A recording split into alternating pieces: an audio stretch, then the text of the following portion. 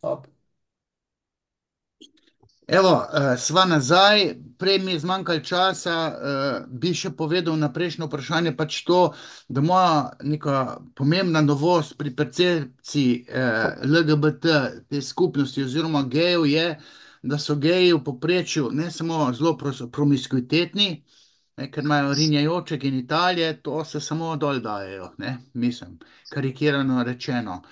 Vsi so za, ženska so v heteroseksualni paradigmi mal brani, moški so pa zelo promiskuitetni med sabo, ne, gejih to kar laufa skozi te orgije. Ampak, če gej, otrok postane gej v primarni družini, pomeni, da je tam močna mama, pa šibki oče, kar pomeni ne to, da je gej, ampak tudi, da je moralno pokvarjen. Ne. Veliko gejev imajo ne samo nagnjenje do promiskuitetnosti, ampak tudi deficit v moralnem razsojanju, ker je Oedipov kompleks utrpel škodo, kar je vplivalo na njihovo spolno identiteto, spolno željo, na pohoto, manifestacijo spolne želje, ampak tudi deficit v moralnem razsojanju. V povprečju so geji moralno pokvarjeni. To je neka dodana vrednost, po kateri jaz slovim in me ne marajo. Tudi tisti geji, ki jih meni hodijo, seveda imajo za moralno, ker močne, ampak v resnici so zelo sočutni, ker zelo trpijo celo otroštvo, to skozi vejo, da so geji in skozi imajo stisko, skozi so anksiozni in so zelo sočutni. Ampak pristnega moralnega razsojanja pa nimajo. Ne, to je nekaj, kar je tkano potem pa v militantno ideologijo, v zahteve njihove po otrocih, pa tako naprej. Normalni geji se ne želijo otrok posvajati. Ne. Ok, tole sem rekel, da bom še povedal, zdaj pa Nuša, kar, če greš ti na naslednje vprašanje. Dobro, no, naj omenim tvoj povsem inovativni izraz, simbolna disonanca. Simbolna disonanca je tvoj teoretski adut. Torej, kaj pomeni ta tvoja simbolna disonanca? Zasledila sem, da v skokih Nike Prevc praviš, da so simbolno disonantni. Ker ženska pač ne more imeti najdaljšega stoječega, mislim pa na skok. Ja, in najdaljši stoječi ni samo skok, ne, ampak je tisti organ privesek, ki postane pristojek in to je moški spolni organ. Šport je eno samo kurcemirstvo, ne, kurčenje in v športu je ogromno simbolne disonance, se pravi neujemanja z diktatom genitalij. Diktat genitalij je simbolne narave. Avto ni avto, motor ni motor, ne, zato Nataša Pirc gusar, ne gusar, musar, vod tam nekega, ne vem, Harley Davidsona. To načeloma bajkerce so ali zelo pohotne ženske ali pa možače oziroma lezbike. Ne. Naša psiha premori nekaj, čemur se reče simbolna struktura duševnosti. Ko je Freud analiziral sanje, ni odkril zgolj, kot je sam rekel, mal, rekel, ponesrečeno, da so sanje kriljevska pot do nezavednega. Ne, kriljevska pot do nezavednega je hipnoza. Kraljevska pot do simbolnega so sanje. Jaz, ko analiziram sanje, jih moram dešifrirati. Simbolno strukturo sanj moram dešifrirati, zato da vem, kaj sanjam. Jaz ali pa tisti, ki hodijo k meni, ker mi morajo sanje govoriti. In ko vidim, kako so sanje simbolno zakodirane, vem, kaj se dogaja v njihovi psihični realnosti. Ampak ne gre samo, da so sanje kraljevska pot do simbolnega. Tudi šport je kraljevska pot do simbolnega. Freud je pa rekel za umetnost, da če bi se najprej umetnosti lotil, da bi pač prišel do istih zaključkov, kot ko je analiziral sanje. Se pravi, tudi umetnost predstavlja neko kraljevsko pot do simbolnega, ampak umetnosti sem tudi radikalne novosti povedal, pustimo zdaj umetnost, jaz bom potem v športu par stvari povedal. Se pravi, simbolna disonanca je, če se anatomija genitalij, ki diktira naše simbolne procese, ne poklaplja glede na spol, ne? In leteti po zraku je prijetno. Letiš, letiš, letiš. To, recimo, da obožuje ženske in moški. Sam ženska mora imeti pa kar jajca, da tam leti 100 metrov po zraku. Ali pa hoče imeti še najdaljše stoječe čez 200 metrov. Ne? In zdaj skače tudi čez 200 metrov. Sam pa, ko pade, se pa razbije. Tam je bila ena Anja Tepeš, je lepo doskočila v Telemark. Simbolna struktura Telemarka, ne, to je nek klek. Ne, ko ti zadvoriš ženski, klekneš pred njo, pa ji daš ti prstan, bodi moja žena, jo spraviš v dolžinski odnos s tistim prstanom. Dajanje prstana je neka simbolna struktura koitusa. Ampak ona, ki je skočila v Telemark, si je potrgala križne vezi, ker ženska ni narejena za te fizične napore. Ženska je narejena za rojevanje, ne za kurčenje v športu. Mišična struktura, skeletni ogrodje, skeletno, ni narejeno za take napore, ki so v športu, recimo pri skokih. Biti Domen Cene, Peter Prevc, ne, Peter Prevc ima lepotico, še pa še lepo, ki je tak car v skokih bil. Tale Nika Prevc, recimo, če bo dobila, ne vem, če bo dobila svojo lepoto tipa. Ne? Ženska dobi dobrega tipa, če je lepa, če je nemočna. Ženska, ki je pa močna, markantna, top of the top, ima veliko denarja, to splaši vse moške okrog sebe. Simbolna disonanca je, če ima ženska več denarja kot moški, ker ima moški dajajoče genitalije. Moški mora zeakulirati denar. Ne, to je simbolno prav. Ženska ima pa usrkajoče genitalije, sprejemajoče, in je moški mora dajati denar, ker je narava koitusa, spolne združitve taka, da moški rine v žensko in daje tisti organ v njeno mednožnico. In simbolno disonantno je, če ženska več denarja doživi, torej zasluži. Ali pa če vozi Concorda, Caravelo, avion. Ženska mora biti simbolno prav je, če je stivardesa in pol peca tistega pilota. Piloti so moški, seveda se ženske tudi rinejo, predvsem lezbike, da bi pilotirale avione, ampak avion je falus, tako kot je avto falus. In normalna ženska ima problem pri vožnji, pri šofiranju. Normalne ženske se mučijo pri parkiranju, ker to je simbolno prav, da se muči. Ne? Logično je, ne bom rekel, da je prav, logično je, da se muči. In moški, ker nimamo menstruacije, izredno težko pucamo, ne? Čistimo, ker nimamo vsak mesec nič za pucati. Tega si ga malo umiješ, pa to je to. Ona mora pa rituale na kaj je, ne bidonu. Kaj je že ti bide, se mora pa tam pucati. Moški tega nima, zato ne more biti čistilec. Moški ne rojeva, nima dobre dojke, s težavo kuha. Jaz ne morem kuhati, pa da ga jebeš, sorry izrazu. Sem se pa privadil, da pa pečem kobasice, roštiljada, to mora pa moški. Kobasico mora moški speči, čevapčiče, ražniče, pleskavice, mesnine, moški na roštilju. Disonantno je, če to ženska počne. Mora pa ženska pa sladice delati. Sladica je ženska, ne, poliži me, posladkaj se z mano, rada bila tvoja sladica, dej, omakice, ne. To je simbolno ujemajoče. Ja, vse je smešno, ampak primarni proces poteka na nezavedni ravni. Primarni proces je ključen, je primarni. Sekundarni je pa zavest, je govoril Freud. Lacan je pa govoril o realnem. Realno je nezavedno in nezavedno je simbolno strukturirano. Ženska, če gre na arhitekturo, se bo tam z afiniteto lotevala notranje dekoracije prostorov, ne bo gradila falične dimnike, ki ga imamo v trbolah, ali pa nebotičnike, železobetonske, trde, erektirane, ne. To ne dela ženska z afiniteto, ampak dekorira, ker je narava kastracijskega kompleksa takšna, da ženska lepotiči svoje telo, moški se pa s telesom kurči. To je to simbolno v ozadje. Vsako delo ima simbolno strukturo. Avto na servisu popravlja moški, ker avto je falus.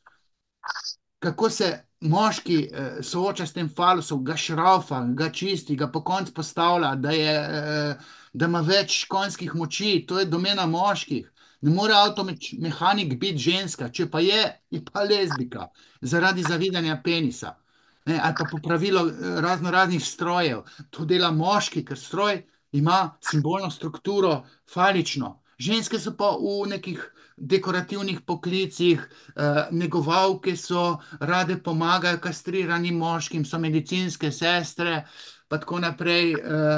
To, da ta simbolna disonanca po modelu kognitivne disonance, ki je značilna za teorije zarote, sem jaz upeljal izraz simbolna disonanca, kar pomeni, da gre za neujemanje med spoloma glede na diktat genitalij. Amen. Se mi zdi, da sem zdaj tole pa ključne stvari povedal. Dajmo zdaj naprej, da ne bova do jutra Super, snemala. super si povedal. Zdaj bom pa preklopila na šport, v bistvu na katerega se v resnici kot normalna ženska ne spoznam najbolje. V pripravi na današnji podcast sem brskala po tvojih dosedanjih teoretskih angažmajih in ugotovila, da je dejansko tvoj največji, celo epohalen, epistemološko prelomen doprinos ravno na tvojem matičnem področju, torej na področju razumevanja športa. V športološkem smislu si prelomen.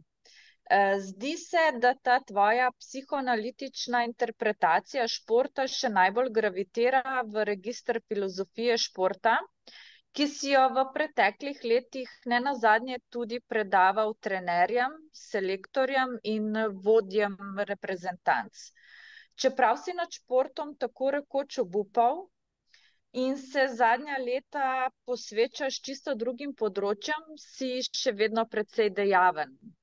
No, vsaj doslej si bil tudi v okviru Slovenskega filozofskega društva za filozofijo športa. Pa mi malo več, no, kaj se dogaja na tem področju, povej. Ja. Ravno v teh časih bi moral biti že poziv za 10. filozofski kolokvij. Lani smo imeli tam nek sukop, tam sem jaz znorel do konca in naprej, ker mi mojega referata, kljub temu, da so ga posneli, predsednik filozofskega društva Jernej Pisk, ga ni dal na YouTube. Zato, ker sem kritiziral Bernarda Switza, to je nek tuj avtor, kanadski, kaj že, avtor, ki je napisal knjigo leta 1979, Muren, Grasshopper. To imajo vsi za neko filozofsko knjigo, fundamentalno. To ni fundamentalna filozofska knjiga, absolutno ni. In jaz pač imam v mezincu to interpretacijo športa skozi psihoanalizo. Mimo psihoanalize se o športu ne da nič vedeti, absolutno nič. Tale Svic je svojega denarja vreden, sploh ni bil športnik, nek netalentiran analitični filozof je bil in jaz sem popizdu. In sem rekel, zdaj imam pa dosti iz tega filozofskega društva in me ne bo več. Pa sem 9-krat zaporedoma predaval, vsako leto, septembra, novembra smo imeli te kolokvije, dan filozofije, svetovni dan filozofije je bil in smo imeli lani kolokvij. Moj snemani referat ni šel v eter, in sem rekel, zdaj imam pa dost. Po drugi strani je pa ta Jernej Pisk šel v London, oziroma šel za londonsko neko angleško revijo, pač je na poziv, svetovni poziv je najbolj ugledna ta revija Journey of the Philosophy of Sport, je tematizira šport in psihoanalizo, nek španski filozof se je tam neki zaganjal v psihoanalizo, pa rekel, češ, da bi psihoanaliza morala prodreti v šport.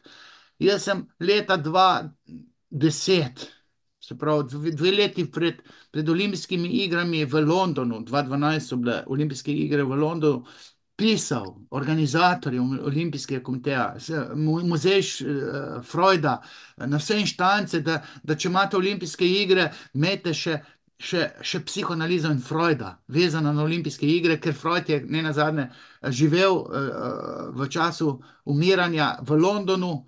Te dni je bil ravno v ponedeljek film o Freudu, v zadnjih 3 tednih življenja v Londonu, kako je Freud tam živel, pa primerjal tam ene stvari z nekim Lewisom, to je oxfordski nek profesor, zdaj jaz ne vem, ali je to res ali ne. Ponedeljek na HBO je bil ta film, Anthony Hopkins je Freuda igral, novejši film. Rekel tako, sivo povprečno, ampak London je imel Freuda, Freud je gor umrl. Dajte na olimpijskih igrah tematizirati šport in psihoanalizo oziroma Freuda. In so to naredili na mojo pobudo. Jaz pa nisem bil povabljen, meni se je mešal.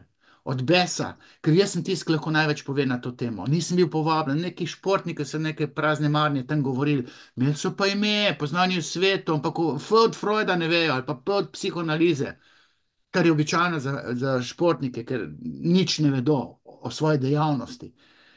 Tako da Jernej Pisk je rezime mojih teorij strnil, napisal tekst, kar dost močen, malo si je lastnil to psihoanalizo, naspol se je nekaj naučil od mene, ampak vendarle je bil odmev njegov članek, ker so ga prebirali razno razni, tudi neka iranska psihoanalitičarka, ki se je potem pa k meni javila, da bi rada pri meni doktorirala. Sekal jaz sem jedrski odpadek tule v Sloveniji. Nikjer nisem nič z mojo psihoanalizo športa, ki vem, da je epistemološko prelovna v svetu. Več od mene na področju interpretacije športa ni bilo napisanega.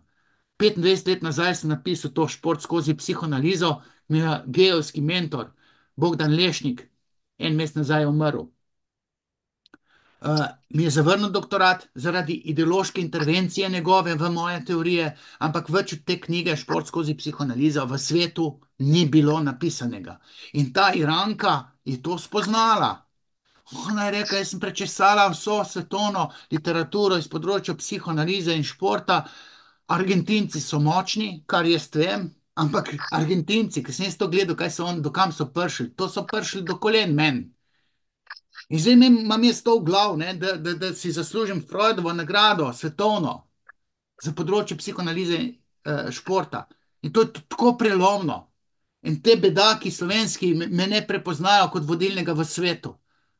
Ena Iranka mi pa to prepozna. In zdaj sem rekel, dosti imam jaz te filozofije slovenske, filozofije športa, obupal sem pa napisal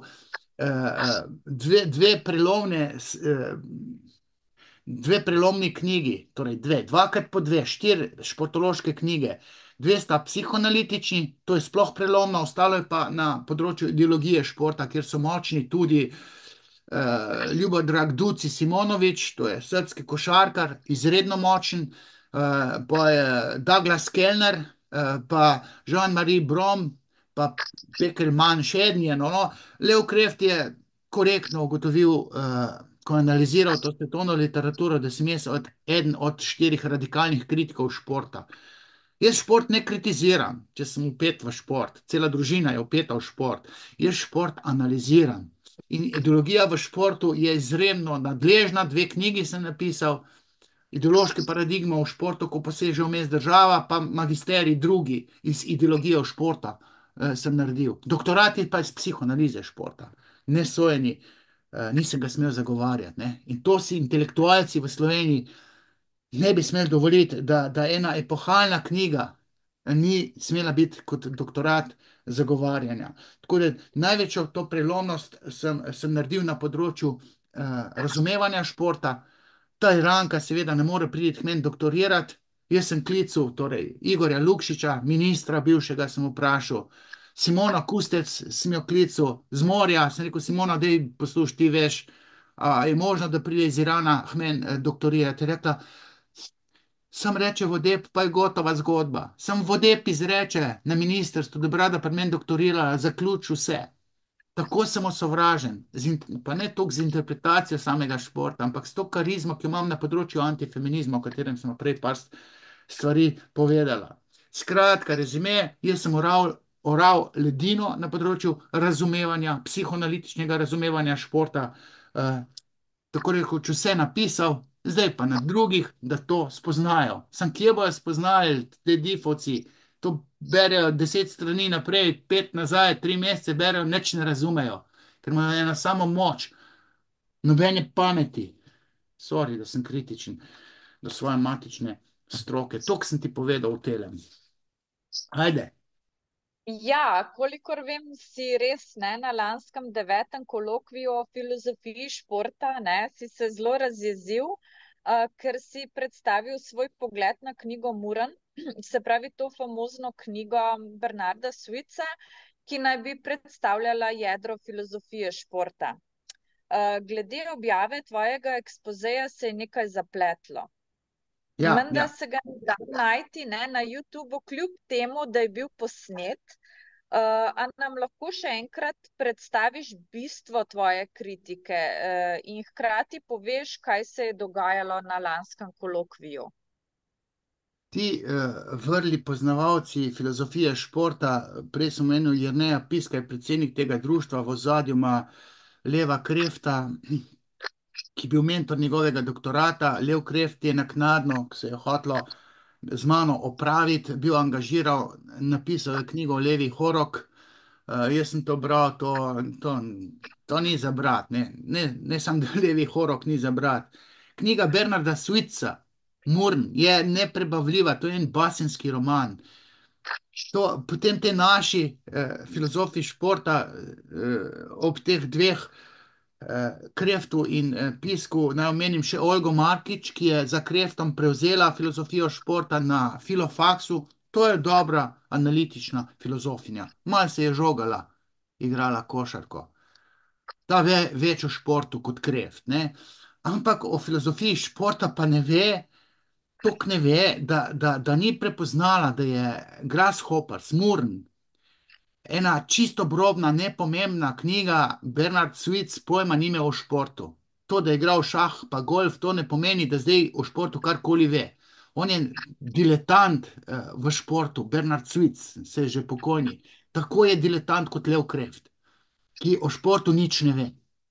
Zdaj, Olga Markič je kuje v zvezde tega Švica, tako kot Kreft, pa Pisk, pa prevajalec Marko Uršič. Ne? To pa je en Difoc, ki je začel se za filozofijo športa zanimati, ker je prebral mojo knjigo Ideološke paradigme v športu, ko poseže vmes država, kjer jaz govorim o Luju Altiserju in ideoloških mehanizmih v športu. Recimo, šport ima svojo ideologijo, ima nadzorovalne, regulativne ambicije. Ne? In ta Uršič je nekaj zapopadel mojega. Potem pa on pravi, da je na področju filozofije športa Bernard Svic nekakšen Platon.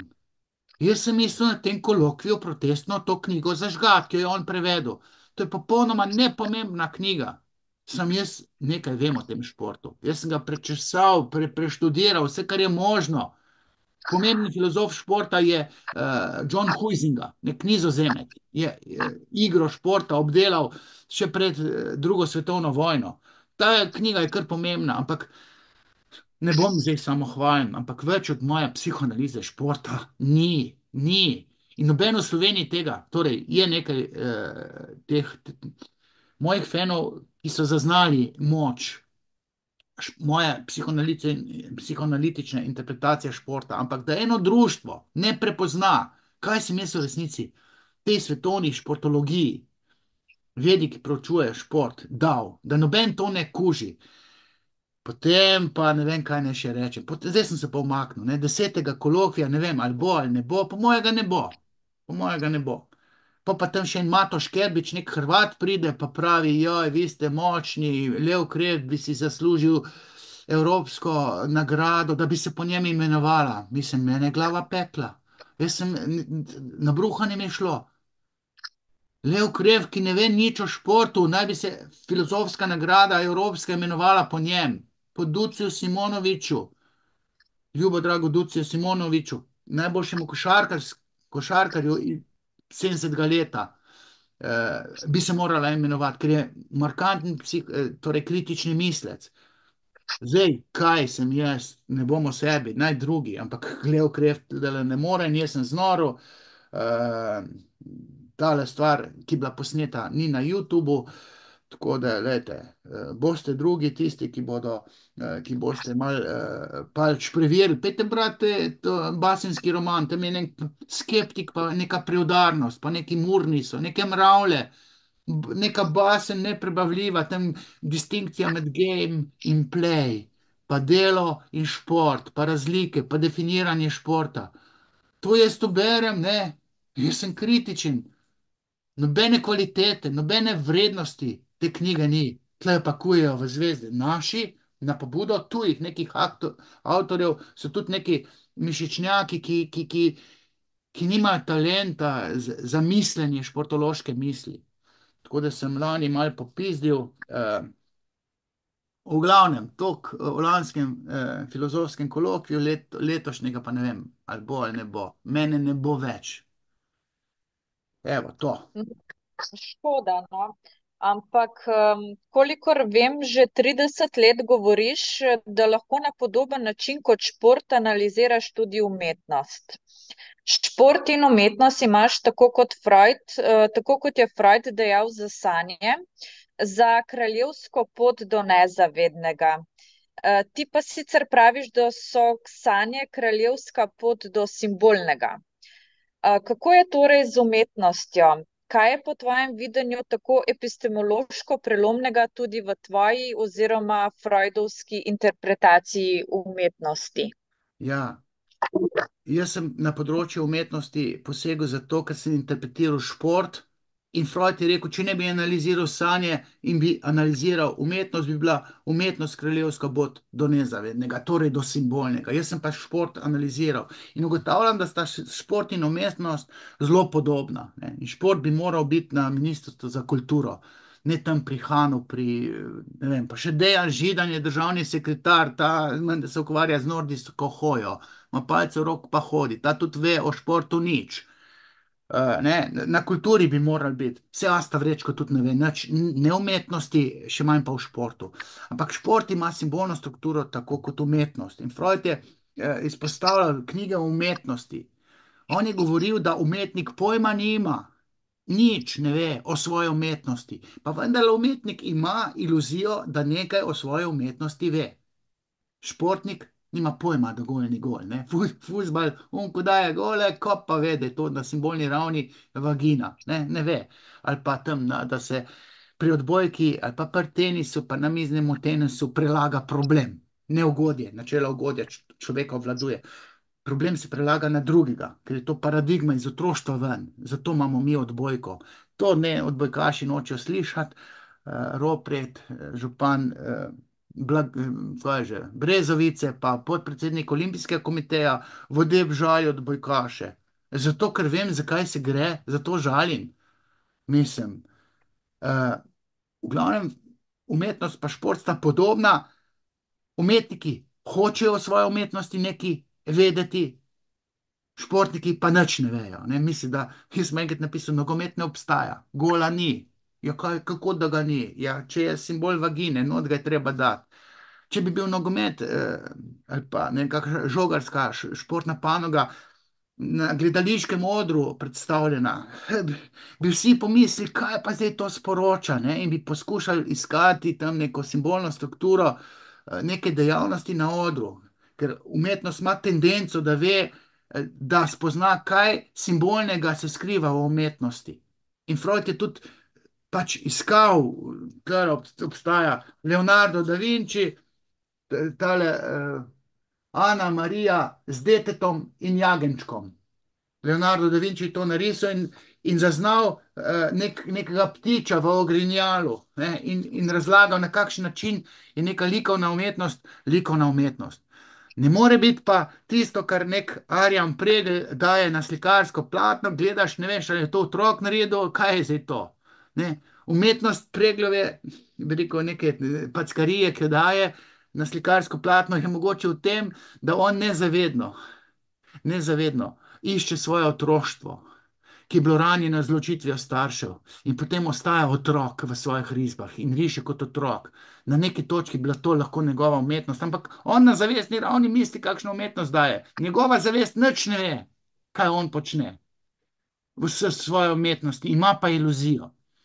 Tisti, ki kuži umetnost, je naše nezavedno. In ko naše nezavedno zapopade videno, slišano, na gledališkem odru, slikarskem platnu ali pa kiparsko neko zgodbo, naše nezavedno simbolno zapopade. In ko to zapopade z nekim ugodjem, je to umetnost, je rekel Freud. Zdaj vidimo, da bi tudi neugodje, če ga naše nezavedno zapopade, tudi to lahko imelo status umetnosti. Ne morejo pa packarije predstavljati umetnost, ko osu useka z repom po slikarskem platnu, pa reče, to je umetnost, ker je to v okvirjeno. Ne? Vse, kar je v okvirjeno, je zdaj beremo kot umetnost. Naše nezavedno se čudi, kaj gleda. Ne? Tam je moj njih pred 2 leti, pri 2 letih tole na packarijo dal gor. Ne, jaz rečem, to je nezavedno. To ni umetnost, ker naše nezavedno, ko to bere, ne, se čudi tej packariji. Zato to ni umetnost. Umetnost je, če naše nezavedno, simbolno prebere tisto, kar se mu predstavi kot umetnost. Ko konzumira umetnost, mora nezavedno to prepoznati. Športniki nič ne vejo, umetniki imajo pa iluzijo, da vejo. Freud je šel pa do umetnika Jensena, ki je napisal gradivo, to je neka stopajoča, se prevaja, in ima umetniško strukturo, to literarno delo. In Freud je vedel, kaj umetniškega je v tej gradivi. Ki je šel pa do pisatelja, do tega Jensena, ga je spraševal, kaj pa zdaj pa to je. Ta blage veze ni imel, kaj je tam pisal, ker je pisalo njegovo nezavedno. Nezavedno prepozna umetnost kot umetnost. Ampak pri nas je pa vse umetnost, vsaka packarija, to se afnajo literarni kritiki, to je vse narobe, kako oni torej, interpretirajo to umetnost. To vse skupaj ni nič. To, kar en Miško Šovakovič, ki je prijatelj od Leva Krefta, ko on razlaga, Beograjčan, umetnost, to mene glava peče, to brca v temo, da glava peče. In on je svetovno veljavljeni kritik umetnosti, oziroma razlagalec umetnosti. Blage veze, tip nima umetnosti. Potem pa enega Jacksona Pollocka, to je on, ki same črte vleku, razglaša za top umetnika, pa ta se norca dela tako kot Miro, ki ni znal nič risati, tam neke barve gor dajal in to visoka umetnost. In pa je to tako napihnjeno kot pri Picasso. Picasso je bil dober risar, pa se pa fotografski aparat izumil, ne, on je, ne vem, 3 mesece risal fotografski aparat, pa v 2 minutah naredi sliko, ne. To so ene stvari, ki jih umetniki nočejo kužiti. In potem se na teh umetniških akademijah pripravlja te diplomante, da bojo aktivisti levice. In pol kolesarijo. V resnici so pa cepljeni proti delu. Leni so. In pol neke afne guncajo na nekih umetniških instalacijah. In pa razglašajo, da je to umetnost. In radi bi, da država to kupi. To ni umetnost. Po Freudu to ni umetnost.